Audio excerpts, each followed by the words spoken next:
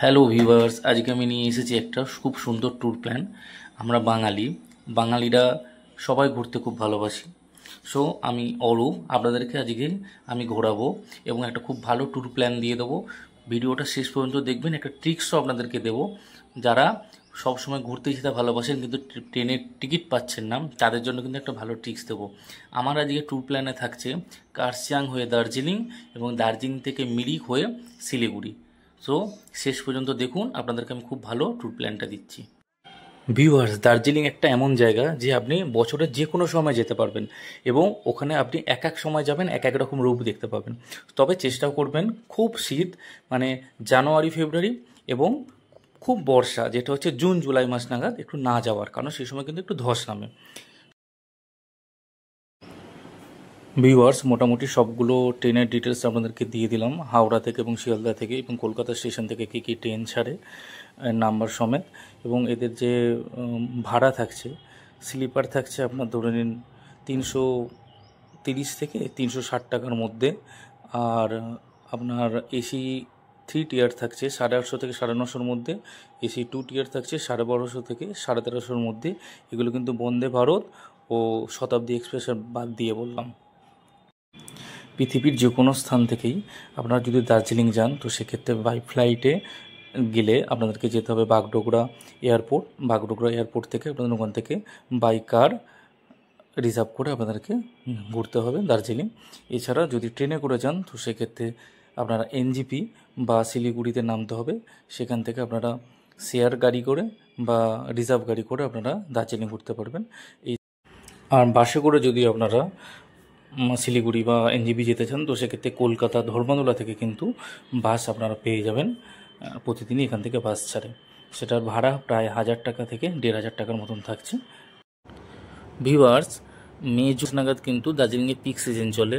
এই সময় কিন্তু যেরকম হোটেলের ভাড়াও বেশি থাকে, সেরকম সেই সময় কিন্তু ট্রেনেতেও খুব মুশকিল মানে সিট পাওয়া।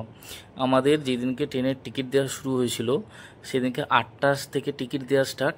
আমরা কিন্তু 3খানা আলাদা আলাদা ট্রেনের টিকিট কেটেছি 8টা-10-এর মধ্যে। তাতেও কিন্তু আমাদের যাওয়ার দিনে আমাদের একটা ট্রেনে হয়েছিল মানে দার্জিলিং মেলে হয়েছিল 4টে কনফার্ম, আর আমাদের পদাতিক এক্সপ্রেস হয়েছিল 2টো কনফার্ম। তো সেক্ষেত্রে আমাদের ফ্যামিলি মেম্বার্স 4জন চলে গিয়েছিলো দার্জিলিং মেলে। আর তার 1 ঘন্টা পরে ছিল আমাদের পদাতিক এক্সপ্রেস, তো সেটাতে গিয়েছিলাম আমাদের মায়ের সাথে আমি। সো একটু বুঝে সুঝে ট্রেনের টিকিটটা কাটবেন আর চেষ্টাও করবেন কাউন্টার টিকিট কাটার। কাউন্টার টিকিট কাটলে কিন্তু আপনাদের কনফার্ম হওয়ার চান্সটা অনেক বেশি থাকে।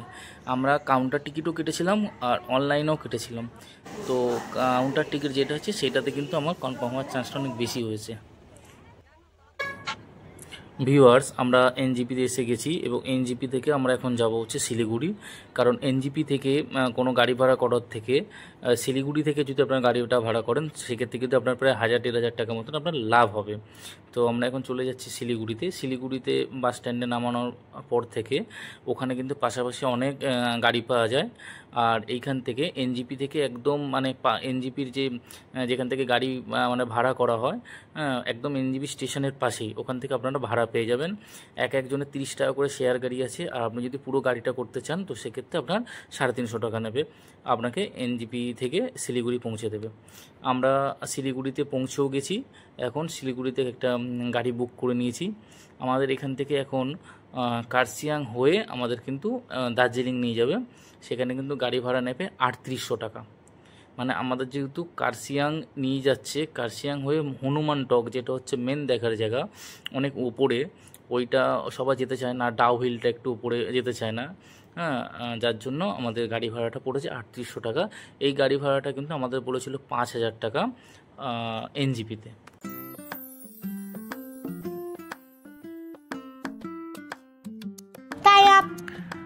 বন্ধুরা দেখুন, এবারে পাহাড়গুলো খুব কাছে আসতে শুরু করেছে, কত সুন্দর লাগছে। আর আস্তে আস্তে কিন্তু সিনারিটাও আস্তে আস্তে কিন্তু চেঞ্জ হতে শুরু করেছে।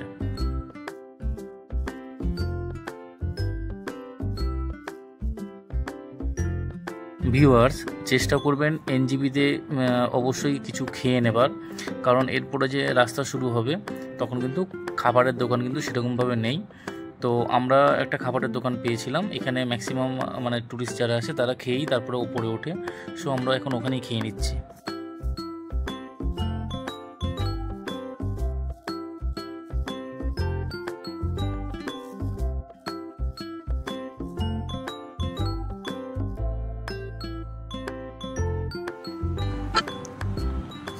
ভিউয়ার্স দেখুন, ওই দূরে দেখা যাচ্ছে তিস্তা নদী, আর আমরা এখন অনেকটা উপরে উঠে গেছি।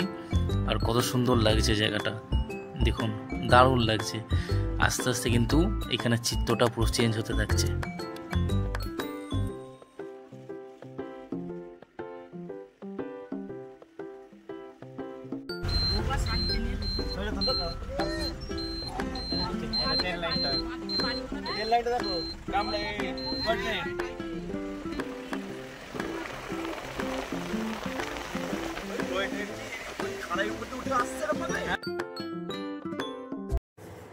ভিউয়ার্স আপনাদেরকে একটা কথা বলে দিই, দেখলেন একটু আগে কার্সিয়াংয়ের আমি টেল লাইনটা দেখালাম, ওখান থেকে একটা সাইডে আমাদের গাড়িটা বেঁকে গেল। এটা হচ্ছে হনুমান টকে যাওয়ার রাস্তা। এখানে রাস্তাটা কিন্তু প্রচণ্ড খাড়াই, মানে একদম সোজা ওপর দিকে যাচ্ছে, আর অভিজ্ঞ ড্রাইভার ছাড়া কিন্তু গাড়ি চালাতে পারবে না। তবে অনেকে কিন্তু এখানে স্কুটি নিয়েও আমি যেতে দেখেছি, বাইক নিয়েও যেতে দেখেছি, আপনারাও দেখতে পেলেন।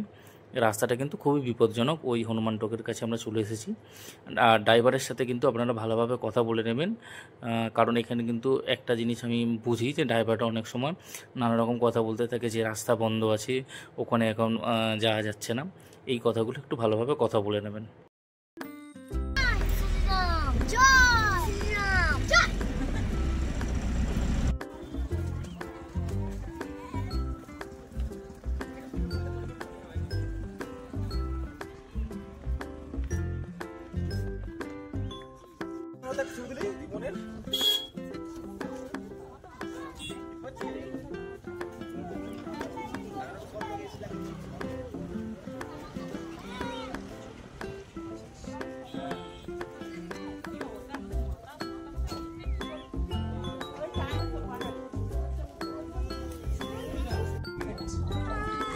হনুমান টপের ঠিক পেছন দিকে আমরা, এদিকে সময় থাকলে পুরো চা বাগান আছে, এটা ঘোরা যায় খুব ভালো মতন।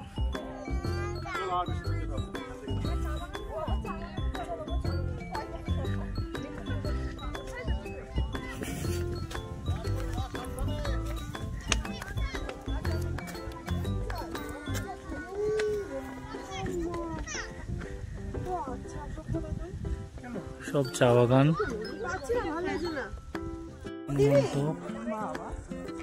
আর ওই যে কার্সিয়াং শহর, আর ওই যে সমতল ভূমি, কত সুন্দর দেখা যাচ্ছে দেখুন সমতল ভূমি, নদীগুলোকে, এক একটা নদী।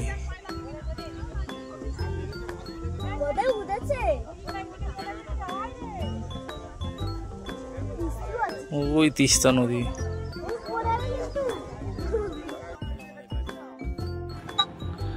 ভিউয়ার্স এই হচ্ছে আমাদের বজরংবলীর মন্দির। বজরংবলীর মন্দিরে এখানে পুজোও দেওয়া যায় এবং এখান থেকে কিন্তু প্রসাদও দেওয়া হয়।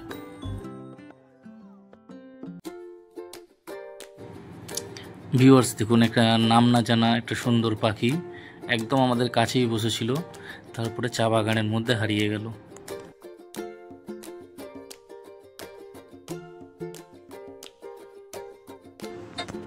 ভিউয়ার্স আমরা এখন এসে গেছি ডাউহিল ফরেস্ট, যেটা হচ্ছে ভয়ঙ্কর ডাউহিল, এতদিন শুনে আসতাম, এখন আমরা এসে গেছি ঠিক সেই জায়গাতেই। জায়গাটা খুবই সুন্দর জায়গা, তবে এখানেও কিছু ব্যাপার আছে আমি আপনাদেরকে বলে দেবো। এখানে ঢুকতে গেলে কুড়টা টিকিট দিয়ে আপনাকে ঢুকতে হচ্ছে, এবং এখানে প্রায় অনেকটা হাঁটতে হবে, মানে ভেতরে একটা পার্ক আছে, মিউজিয়াম আছে, এটার জন্য প্রায় আপনাদেরকে কম করে এক কিলোমিটার হাঁটতে হবে, কম করে 1 কিলোমিটার হাঁটতে হবে। আপনারা প্রথমে পাবেন একটা পার্কের মধ্যে কিছু নেই, আমি আপনাদেরকে দেখিয়ে দেবো কী আছে না আছে। তারপরে ওখান থেকেও আপনাকে প্রায় 400-500 মিটার হাঁটতে হবে আরও, যেটা হচ্ছে মিউজিয়ামে যাওয়ার জন্য। আর এখানে কিন্তু গাড়ি কোনো অ্যালাউ করে না, এই রাস্তা দিয়ে কিন্তু কোনো গাড়ি উপরে উঠতে দেয় না, অ্যালাউ করে না। আমরা সেই জন্য গাড়ি রেখেই ওখান থেকে 20 টাকা করে টিকিট দিয়ে আমরা ভেতরে ঢুকেছিলাম। জায়গাটাকে সুন্দর, জায়গাটা একটু উপভোগ করে নিন। এখানে সবাই এসে মোটামুটি ফটো আটে তোলে। এমনি বাড়ির যদি ফ্যামিলির কোনো বয়স্ক লোক থাকে তো সেক্ষেত্রে ওনাদেরকে গাড়ির মধ্যেই বসিয়ে রাখার চেষ্টা করবেন। এখানে অনেকটা জায়গাটা কিন্তু একটু খাড়াই আছে, ঢালু।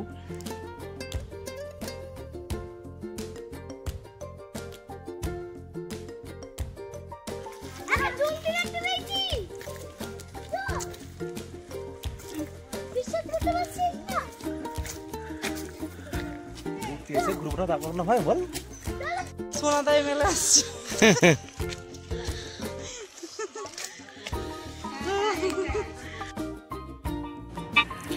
এই রাস্তা দিয়ে যাওয়ার সময় ওপরে কয়েকটা বাড়িঘর দর পাবেন, আর সেখানেই কিছু সুন্দর সুন্দর ফুল দেখা গেল। এটা হচ্ছে গোলাপ ফুল, ওখানকার গোলাপ ফুল। এরকম গোলাপ ফুল আমাদের এইদিকে দেখিনি আমি। আর এছাড়া ওই রাস্তাটার মধ্যে কিন্তু আর কেউ কাউকেই পাবেন না, ট্যুরিস্ট কয়েকটা ছাড়া আর কিন্তু কাউকে পাবেন না। ঠিক আছে, ওখানে গেলে একটু মানে ফ্যামিলির লোকেরা সবাই মিলেই যাওয়ার চেষ্টা করবেন।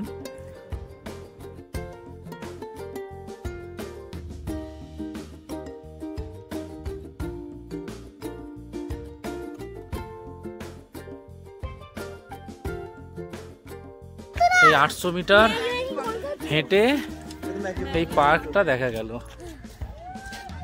এখানে একটা ম্যাগির দোকান আছে, ক্যান্টিন, ম্যাগির গন্ধ পাওয়া যাচ্ছে। ওখানে মিউজিয়াম আছে, আর এই ডাউহিল পার্ক।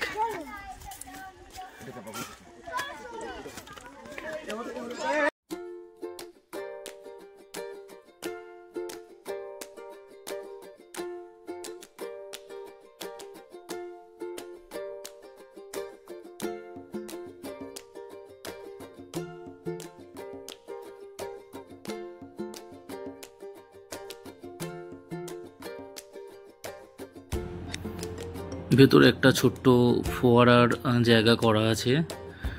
ফোয়ারাটা তো চালু নেই, আর কোনো মেনটেনেন্স নেই। তার ভেতরে রয়েছে অসংখ্য ছোট ছোট মাছের বাচ্চা, দেখতে মনে হলো ওগুলো কিন্তু আছে ছোট ছোট ব্যাঙাচির বাচ্চা, মানে ব্যাঙের বাচ্চা। জানি না ওখানে ব্যাঙ চাষ হয় কিনা, ব্যাঙ চাষের জন্যই ওটা রেখে দেওয়া আছে কিনা, কিন্তু আমরা 800 মিটার হেঁটে ওখানে ব্যাঙের বাচ্চা দেখতে গেছি।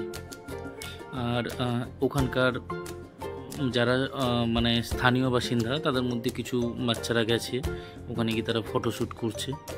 আর আছে খরগোশ, গিনিপিগ, এইসবই ওখানে কটা গিনিপিগ পাশেই গিনিপিগের ঘর। এটা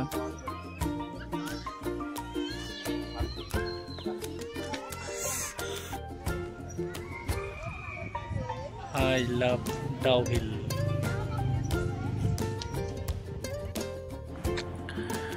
ডাউহিল পার্ক থেকে প্রায় আরও 300 থেকে 400 মিটার মতন আমরা পাহাড়ি রাস্তায় হেঁটেছি। হাঁটার পরে কিন্তু আমরা এই মিউজিয়ামের কাছে আসতে পেরেছি। তো বুঝতেই পারছেন যে কতটা দূর হবে। ভিউয়ার্স, আপনারা যারা গাড়ি নিয়ে ডাউহিল যাচ্ছেন তাদেরকে আমি বলে দিই একটা কথা। আমরা যেরকম হেঁটে ডাউহিল মিউজিয়াম পর্যন্ত এলাম, আপনারা কিন্তু ওখানে কিন্তু মানে আর্মি আছে, তো তারা কিন্তু গাড়ি আটকে দিচ্ছে, ভেতরে যেতে দিচ্ছে না। তো তাদেরকে বলবেন যে আপনারা ডাইরেক্ট মিউজিয়ামে আসবেন। সেক্ষেত্রে কী হয়, ওখান থেকে কিন্তু গাড়ি ছেড়ে দিচ্ছে মিউজিয়ামে গাড়ি আসার জন্য। তো মিউজিয়ামে গাড়ি আসতে গেলে ও রাস্তাটা আলাদা, সেই রাস্তা দিয়ে আপনারা মিউজিয়ামে আসতে কিন্তু আপনাদেরকে গাড়ি পারমিশন দিয়ে দেবে। কিন্তু হেঁটে আসার জন্য কিন্তু আপনাদের ওই দিকে কিন্তু গাড়ি ঢুকতে দিচ্ছে না, সেই দিকে আপনাদের 20 টাকা করে টিকিটও নিচ্ছে। তো আপনারা চেষ্টা করবেন গাড়ি নিয়ে ডাইরেক্ট মিউজিয়ামে আসার জন্য, আর্মিকে বলে পারমিশনটা নিয়ে নেবার। ভিউয়ার্স, আমরা এখানে এসে মানে এতটা কষ্ট করে এসেছি, এসে কিন্তু খারাপ লাগেনি। মানে এখানে অনেক ভালো ভালো জিনিস আমরা দেখতে পেয়েছি। এখানে ক্যামেরা অ্যালাউ ছিল না, যার জন্য আমি ক্যামেরাতে আপনাদেরকে দেখাতে পারিনি। খুবই ভালো ভালো জিনিস ছিল, মানে একদম বাঘের চামড়ার জিনিসপত্র রয়েছে, ঠিক আছে। তারপরে সাপের চামড়া, একদম অনেক পুরনো পুরনো কাঠ, সেই সব রয়েছে। এসেছি ওই যে ওপরে দেখুন ইউথ হস্টেলটা আছে, মানে যারা ফরেস্ট ডিপার্টমেন্টে ট্রেনিং আছে তারা এখানে থাকে।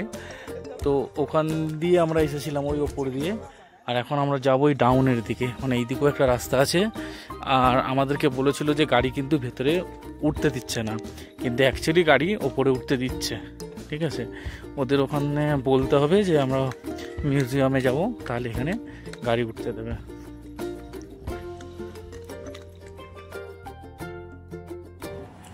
ভিউয়ার্স, এই সেই ভিক্টোরিয়া বয়েজ স্কুল, মানে যত ভুতুরে কাণ্ড নাকি এইখানেতেই বেশি হয়ে থাকে।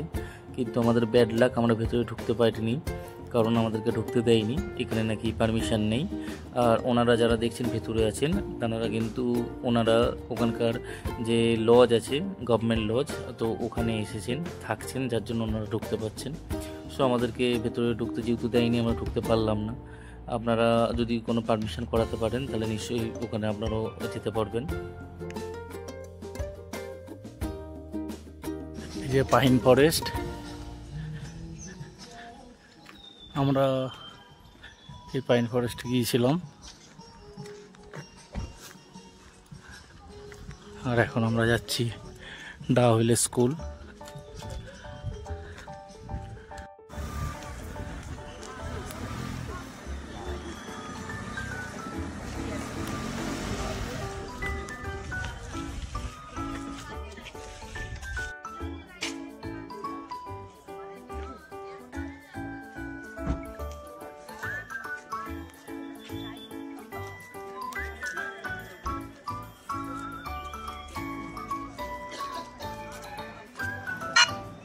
ভিউয়ার্স, আমরা তাহলে হনুমান টক আর ডাউহিল এবং পাইন ফরেস্টটা সব দেখে নিলাম। দেখে আমরা কিন্তু আবার কার্শিয়াংয়েই ব্যাক করে এলাম। কার্শিয়াং থেকে হয়ে এবার সোজা আমরা যাব দার্জিলিং।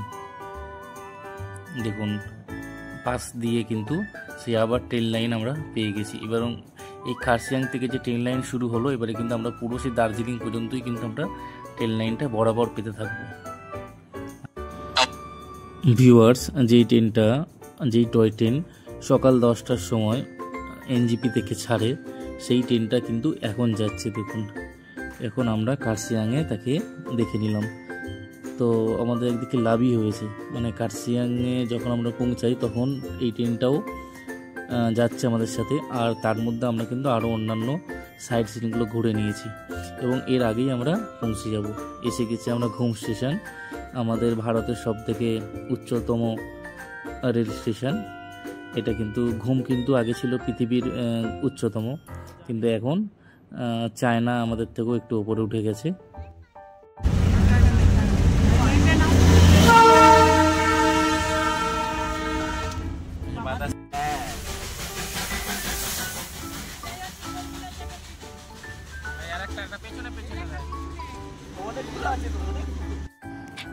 ভিউয়ার্স, যাওয়ার সময় মনস্ট্রিটা দেখতে পেয়েছিলাম, খুব সুন্দর মনস্ট্রিটা ছিল।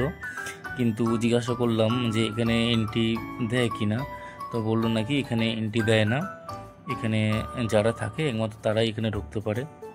তো আমরা ওখানে ভেতরে ঢুকতে পারিনি। এটা দার্জিলিং স্টেশন। ভিউয়ার্স, আমরা আলটিমেটলি একটা সুন্দর দিন, দেখুন কত সুন্দর রোদ ঝলমলে একটা দিন নিয়ে আমরা দার্জিলিংয়ে প্রবেশ করলাম। তো আশা রাখছি যে আগামীকাল আমরা টাইগার হিলটাতে ভালো সূর্যটা দেখতে পাবো। তো প্রোগ্রামে সেটাই রেখে দিয়েছি। ওই দেখুন আমাদের হোটেল দেখা যাচ্ছে ব্ল্যাক কালারের, যেটা একদম দার্জিলিং স্টেশন থেকে একটু এগোনোর পরেই যে রাস্তাটা দুটো দিকে চলে যাচ্ছে, একটা বাঁ দিকে যাচ্ছে চকবাজার, আর একটা ওপর দিকে উঠছে মালের দিকে। সেই মালের দিকের রাস্তাটাতে একটু উঠেই ডান দিকেই আমাদের হোটেলটা যথেষ্ট ভালো হোটেল, এবং দার্জিলিংয়ের স্টেশনের খুব পাশাপাশি, একদম কাছাকাছি যাকে বলে, মানে পায়ে হেঁটে ম্যালও ঘোরা যাবে, দার্জিলিং স্টেশনও ঘোরা যাবে।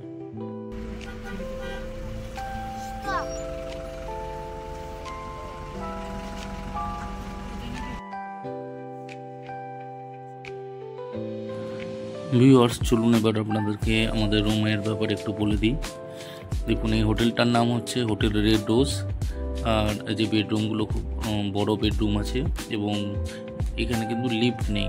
ঠিক আছে, আমাদের 3 তলাতে রুম ছিল, ভিউটা খুব ভালো ছিল। একটা সোফা আছে, টি টেবিল আছে, একটা জামা কাপড় রাখার একটা আলমারি আছে, আর একদম রাস্তার পাশেই, ঠিক আছে, এই যে দার্জিলিং স্টেশনটা পর্যন্ত দেখা যাচ্ছে। বাথরুমটাও দেখিয়ে দিলাম। এখানে 24 ঘন্টায় আপনার গরম জল পাওয়া যাবে, কিন্তু ওরা লাইনটা সবসময় দিয়ে রাখে না, ওদেরকে ফোন করে জানালে সাথে সাথে ওরা লাইনটা দিয়ে দেয়। দেখুন এটার একটা রুম, আমাদের রুমগুলো খুব বড় বড় রুম আছে, মানে ভালো একদম।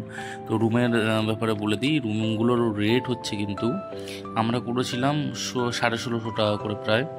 এটা হচ্ছে ইউকো ব্যাংকের স্টাফ যে হলিডে হোম আছে সেখান থেকে, এটা টি বোর্ডে আছে এদের অফিস, সেখান থেকে গিয়ে করে নিতে পারেন। আর এখানে এসে যদি করেন তো সেক্ষেত্রে আপনার কিন্তু 2500 থেকে 3000 টাকা করে পড়বে। রুমেতে জল গরম করার বা চা বানানোর জন্য কিন্তু আপনাদেরকে কেটেলও দিয়ে দিয়েছে। রাত্রিবেলা দার্জিলিং টয় ট্রেন স্টেশন।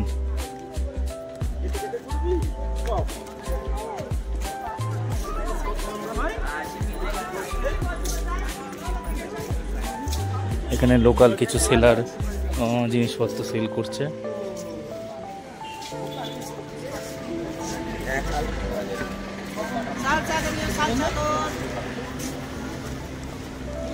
বাচ্চাটা টুপি এর ভেতরে দার্জিলিং স্টেশনের ভেতরে পিএনবির আছে এটিএম।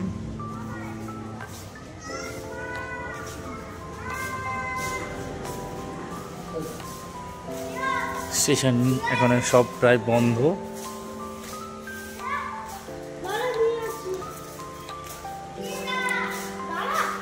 সকাল 8টা থেকে সন্ধ্যা 5টা পর্যন্ত অ্যাকচুয়ালি খোলা থাকে। এখানে গাড়ির ডিটেলসটা দিয়ে দিচ্ছি, দেখুন।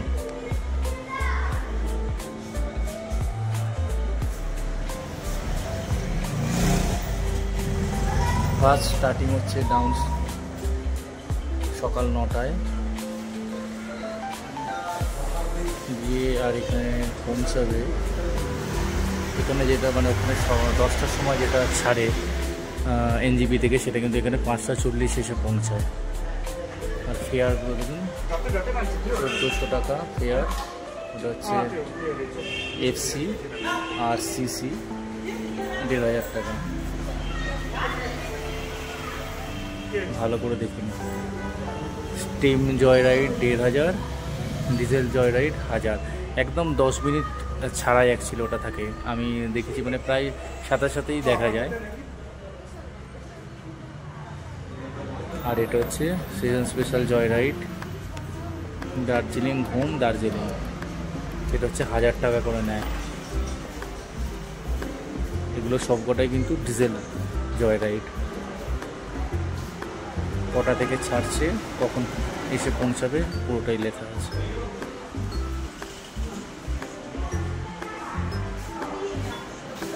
আর কার্জিয়াং দার্জিলিং প্যাসেঞ্জার ট্রেন ফেয়ার 750 টাকা করে ইচ ওয়ান ওয়ে।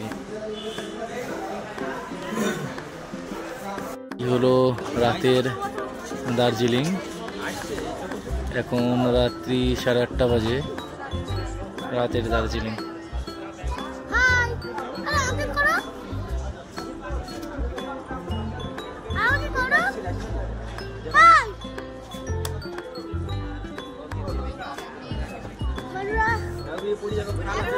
ভিউয়ার্স, আমরা যেহেতু আগামীকাল সকালবেলা যাব হচ্ছে টাইগার হিল দেখতে, তো সেক্ষেত্রে আপনারা হোটেলের যে ম্যানেজার আছে ওনাকে বলবেন, উনি কিন্তু আপনাদের ব্যবস্থা করে দেবে। কিন্তু যদি টাকা বাঁচাতে চান তো নিজেরা একটু পাশাপাশি খোঁজ নিয়ে দেখবেন, আপনারা কিন্তু ওর থেকে কমে পেয়ে যাবেন, মিনিমাম 500 টাকা কমে। যেরকম আমরা একটা গাড়ি করেছিলাম, আমাদের 2300 টাকা বলেছিল, সেটা কিন্তু আমরা যখন ডাইরেক্ট কথা বলেছি তখন কিন্তু 1800 টাকায় হয়ে গিয়েছিল। টাইগার হিলের সাথে 3 পয়েন্ট হয়, মানে টাইগার হিল, বাতাসিয়া লুপ এবং ঘুম মনাস্ট্রি। এখন চলেছি টাইগার হিলের জন্য।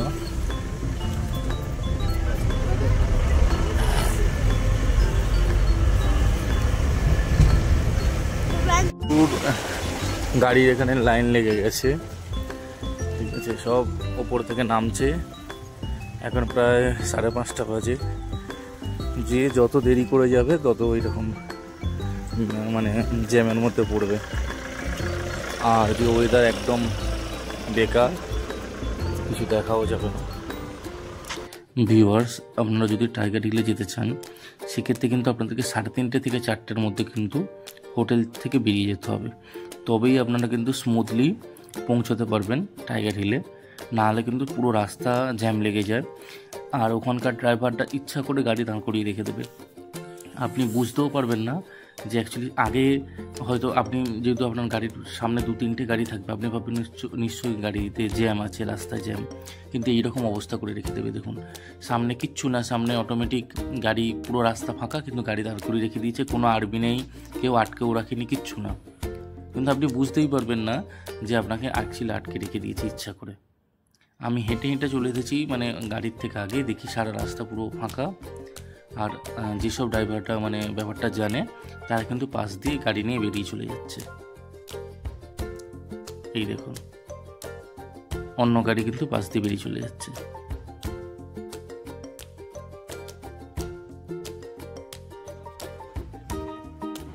ভিউয়ার্স, ড্রাইভারকে কিন্তু অবশ্যই বলে রাখবেন যে যেখানে বিল্ডিং তৈরি হচ্ছে আমরা কিন্তু সেখানেই আসবো। তাহলে আপনাকে একদম এই বিল্ডিং যেখানে তৈরি হচ্ছে ঠিক তার সামনেটাতে নামিয়ে দেবে, আপনারা ওপরটায় উঠে যাবেন। না হলে এর নিচেতে আর একটা জায়গা আছে, সেখানেও কিন্তু অনেক গাড়ি দাঁড় করিয়ে রেখে দিয়েছে, এবং ওই জায়গা থেকেই কিন্তু টাইগার হিলে দেখানোর জন্য মানে গাড়িগুলোকে ওখানে পার্কিং করে দিয়েছে। ভিউয়ার্স, আমরা যেখানে হোটেলে ছিলাম সেখানের থেকে কিন্তু এই যে এর উচ্চতাটা কিন্তু অনেকটা বেশি, এবং এখানে ঠান্ডাটাও আপনারা অনেক বেশি অনুভব করবেন। আমাদের লাক খুব খারাপ যে আমরা এসেছি, আমরা কিন্তু আজকে টাইগার হিলে কোনো রকমের সূর্যের দেখা পাইনি। আর আপনারা নিশ্চয়ই জানেন যে টাইগার হিলের সূর্য দর্শন আর ভগবান দর্শন প্রায় সমান। এখানে অনেকে আছে যে 2বার 3বার 5বার এসেও কিন্তু সূর্য দর্শন তারা পায়নি। তো আমাদেরও সেই রকমই অবস্থা, পুরো আকাশ ছিল মেঘ আর কুয়াশাতে ভর্তি। আমাদের বিনা সূর্য দর্শনই ব্যাক করে যেতে হবে। এখন আমরা এসে গেছি গোর্খা ওয়ার মেমোরিয়াল, মানে বাতাসিয়া লুপ, যেখানে আপনারা জয় রাইডও করতে পারবেন। ভেতরে আছে আপনার টয় ট্রেন, আর ভেতরে ঢুকতে গেলে কিন্তু 50 টাকা করে টিকিট কেটে ঢুকতে হবে, জয় রাইডের টাকা আলাদা।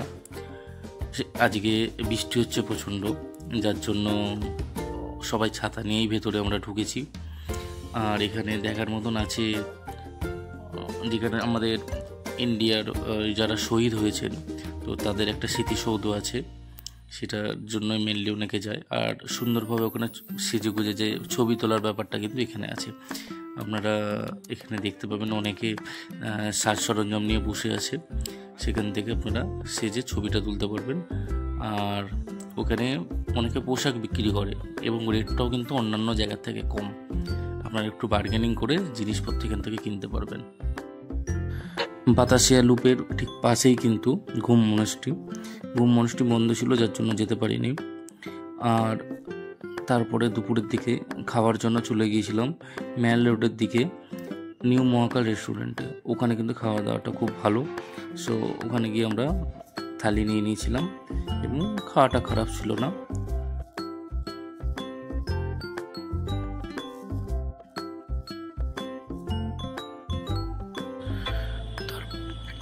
ভিউয়ার্স, তারপরে আমরা এসে একটু রেস্ট নিয়েছিলাম। এরপরে চলে গিয়েছিলাম সন্ধ্যের দিকে দার্জিলিং স্টেশনের কাছে। সেখানে এই যে টয় ট্রেনটা রয়েছে, একটা restaurant, toy train restaurant. So আমরা এখানে আজকে একটু কিছু খাওয়া দাওয়া করবো, এবং আপনাদেরকে দেখাবো যে এখানকার রেটটা কীরকম।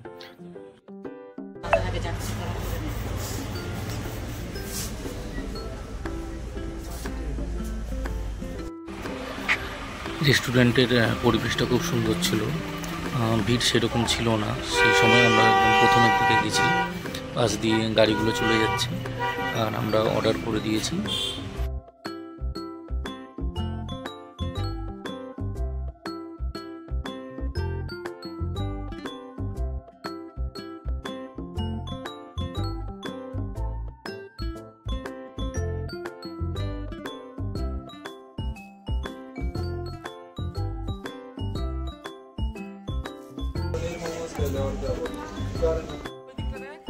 সন্ধ্যেবেলার দিকে কিন্তু ট্রেনটা দাঁড়িয়ে থাকে, তো আপনারা ওখানে বসে কিছুক্ষণ সময় কাটাতে পারেন। এখানে ইলিশ মাছ কত করে? 1200 টাকা। ওই একই মাছ, 200 টাকা কম বেশি ওখানকার থেকে। হ্যাঁ, এদিক থেকে অ্যাকচুয়ালি গাড়িগুলো আসছে, মানে শিলিগুড়ি থেকে দার্জিলিং স্টেশন হয়ে আসছে এইখান থেকে। এই যে হোটেল রেড রোজ, ওটা ব্ল্যাক কালারেরটা। আর এই দিক দিয়ে চলে যাচ্ছে, লেফট সাইড দিয়ে চলে যাচ্ছে আপনার একদম চক বাজার, আর ওপর দিয়ে চলে যাচ্ছে এই সাইড দিয়ে, ওই হোটেলের পাশ দিয়ে চলে যাচ্ছে একদম ম্যাল। চক বাজার দিয়েও ম্যালেও যাওয়া যায়, সিঁড়ি ভেঙে ওপরে উঠতে হবে। আর এখানে একটা ভালো জিনিস দেখাচ্ছি, সব তো সবজির দোকান এখানে আছে, ঠিক আছে। এখানে একটা ভালো জিনিস দেখাচ্ছি, সেটা হলো দেখুন, আমরা ভাবি কি চপ শুধু বাঙালিরা আমাদের ওখানেই খাই। দেখুন এখানে একটা চপের দোকান, ঠিক আছে, চপের দোকান পুরো প্লেন।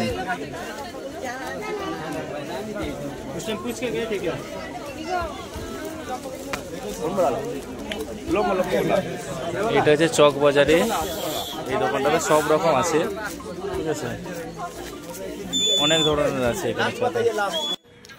ভিউয়ার্স, আমরা পুরো অন্যান্য মার্কেটও ঘুরেছি, কিন্তু এর দোকানে সব থেকে ছাতার দামটা কম ছিল।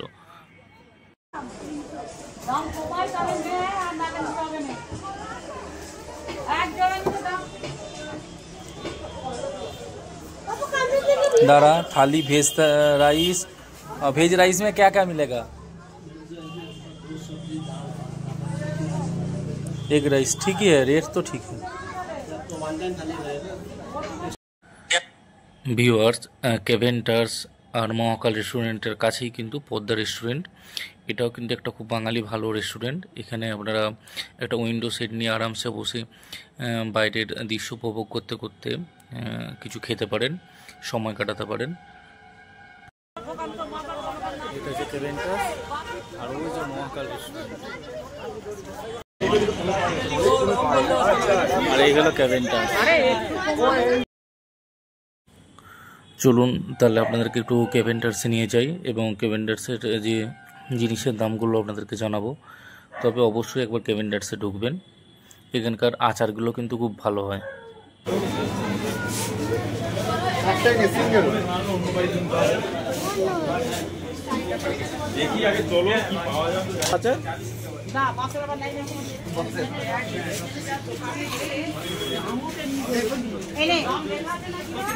সব সব আছে।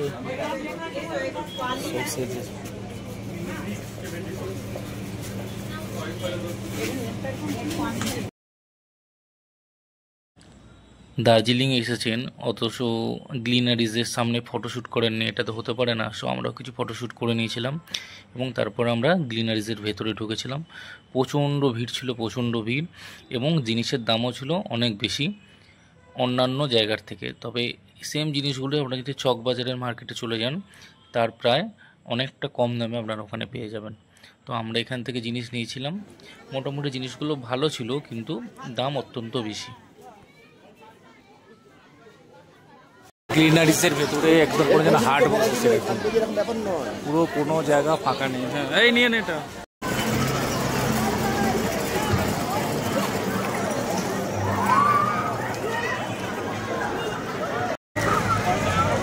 এখন বেশি না, 5:30 বাজে, 5:30 6টা। পুরো কুয়াশাতে একদম মেল রোড পুরোটাই একদম ঢেকে গেছে। দেখুন কিছু দেখা যাচ্ছে না, এত কুয়াশা হয়েছে।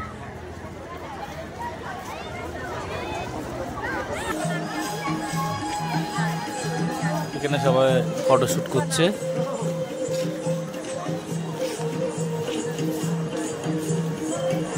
ওপর থেকে কত সুন্দর লাগে দেখুন।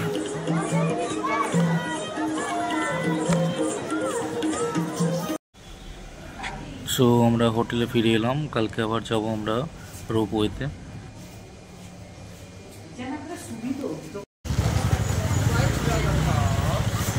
আমরা এখন যাচ্ছি রোপওয়ের দিকে, হাঁটছি, ওখানে নামিয়ে দেবে, ওইখান থেকে এই এতটা সিঁড়ি দিয়ে উঠে আসতে হবে। ভিউয়ার্স, দার্জিলিং রোপওয়ের টিকিট হচ্ছে বাচ্চাদের জন্য অর্থাৎ 8 বছর বয়স পর্যন্ত 130 টাকা, আর বড়দের জন্য 8 বছরের পর থেকে 260 টাকা করে টিকিট। আর আপনাদেরকে একটা জিনিস বলে দিই, ধরুন যদি রোপওয়ের জন্য যান আপনাদের কিন্তু সারাটা দিন ওখানেই দিতে হবে, ঠিক আছে? কারণ অত্যধিক মানে প্রচণ্ড লাইন পড়ে। আমরা 10টা থেকে লাইন দিয়ে আমরা কিন্তু প্রায় 2টোর সময় মানে 4 ঘন্টা লাইনে দাঁড়িয়েছিলাম। 2টোর সময় আমরা কিন্তু রোপওয়েতে চেপেছিলাম এবং ওখানে যেতে 20 মিনিট লাগার পরে ওখানে কিন্তু কিছুটা ঘোরার জায়গা রয়েছে, সামান্য 15-20 মিনিটের ঘোরার জায়গা রয়েছে, বা একটু সময় কাটাতে পারেন। তারপর আপনাকে আবার 20 মিনিট এখানে আসতে হবে। মানে যাওয়া আসা সব কিছু মিলিয়ে প্রায় ধরে নিন ঘোরা নিয়ে এক ঘন্টা লাগবে, কিন্তু আপনাকে লাইনে দাঁড়াতে হবে কিন্তু 3 থেকে 4 ঘন্টা মিনিমাম। তো চেষ্টা করবেন যত সকাল সকাল যেতে পারবেন, একজন অন্তত কি যেন লাইনটা ওখানে দিয়ে দেয়। আপনারা যদি গ্রুপে যান, আপনারা যদি 7টা-8টার মধ্যে গিয়ে লাইনটা দিয়ে দেন তাহলে আপনারা কিন্তু 11টার সময় পেয়ে যাবেন। ভিউয়ার্স, রোপওয়ে আর জু কিন্তু একদম পাশাপাশি মানে 10 মিনিটের ডিফারেন্সে। সো আপনারা যদি একটু সকাল করে বেরান তো সেক্ষেত্রে আপনারা ফার্স্ট রোপওয়েটা চেপে নেবেন। রোপওয়ে চেপে আপনারা তারপরে কিন্তু জুতে চলে যেতে পারবেন। তো রোপওয়ের যে সিনটা পাবেন কিন্তু খুব সুন্দর সিন আছে, ভালো লাগবে। আর রোপওয়ে যাওয়ার জন্য আপনারা গাড়ি বুক করে নিতে পারেন সারাদিনের জন্য, আর না হলে আপনারা হোটেল থেকে একটু হেঁটে চকবাজার পর্যন্ত আসতে পারেন। সেখান থেকে কিন্তু 20 টাকা করে সিংহামারি পর্যন্ত আসছে, যেটা হচ্ছে রোপওয়ের কাছ পর্যন্ত আসছে। 20 টাকা করে শেয়ার গাড়িতে করে আপনারা চলে আসতে পারবেন। ভিউয়ার্স, এখানে কিন্তু রোপওয়েতে খুব লিমিটেড টাইম পর্যন্ত আপনাকে টিকিট দেবে। সো সেক্ষেত্রে আপনারা কিন্তু আগে এখানে ঘুরে নেবেন, তারপরে কিন্তু আপনারা অন্য জায়গায় ঘুরতে যাবেন। ভিউয়ার্স, আপনাদেরকে ভিডিওর প্রথমেই একটা বলেছিলাম ট্রিক্স দেবো ঘুরতে আসার জন্য, যেটা হচ্ছে ধরুন আপনারা একটা পিক সিজনে ঘুরতে আসছেন শিলিগুড়ির দিকে, আপনারা কিন্তু টিকিট পাচ্ছেন না বা আপনারা ব্যাকে যাওয়ার টিকিট পাচ্ছেন না। তো সেক্ষেত্রে আপনারা চেষ্টা করবেন শিয়ালদা থেকে বারসই যাওয়ার যে কোনো ট্রেনে আপনারা বারসই নেমে পড়বেন, এবং বারসই থেকে কিন্তু আপনারা ইজিলি শিলিগুড়ি আসার মানে 3 ঘন্টা মতো সময় লাগে শিলিগুড়ি বা এনজেপি আসার কিন্তু আপনারা ট্রেন পেয়ে যাবেন। ভিউয়ার্স, আমরা কাল লেপচা জগৎ, সুকিয়া পুকুরি, জোর পুকুরি, নেপাল হয়ে মিরিক যাব এবং বেঙ্গল সাফারি করব। তো সেক্ষেত্রে আপনারা সেই ভিডিওটা দেখতে চাইলে পরবর্তী ভিডিওটা দেখবেন। আর আমার দেওয়া ইনফরমেশানগুলো ভালো লাগলে আপনারা লাইক, সাবস্ক্রাইব ও কমেন্ট অবশ্যই করবেন।